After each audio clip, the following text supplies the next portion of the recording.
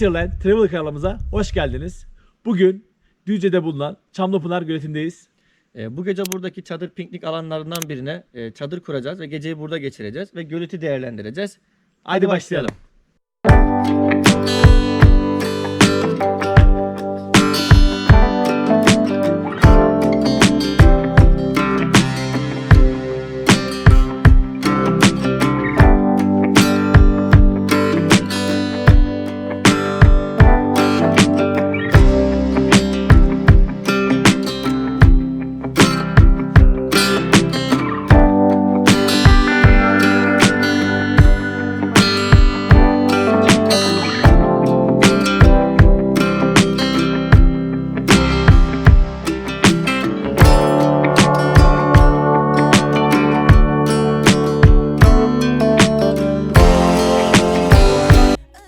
Çamlıpınar Göleti'ne geldik ve etrafta incelediğimizde çadır kampı kurmak için uygun olduğunu gördük. Bizim için lavabo ve su imkanları mevcut.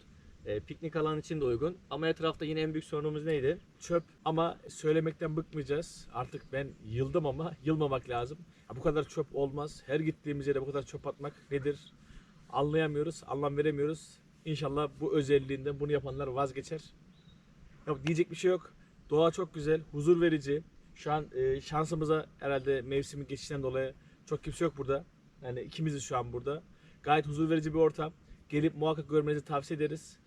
Gelince muhakkak sizin de belli yerlerdeki çöpler canınızı sıkacak. Elimizden geldiği kadar biz poşetlerinizi alıp alabildiklerinizi alın. Ne yapalım? Bu ülke, bu memleket bizim. Korumamız lazım. Şimdi biz çadır kamp alanımızı belirleyelim. Bu gece burada kalacağız ve çadır kampı gerçekleştireceğiz. Hadi.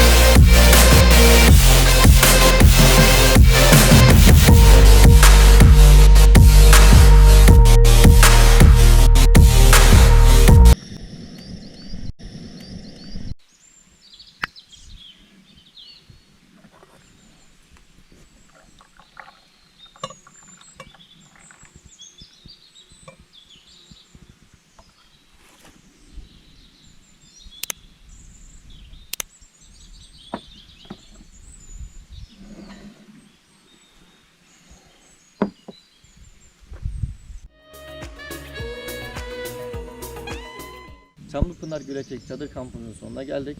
Güzel bir gece ve güzel bir gün yaşadık. Gölün etrafında güzel alanlar var. Herkesi bu doğa alanına bekliyoruz. Mutlu olmak için yaşa. Mutlu et, mutlu ol.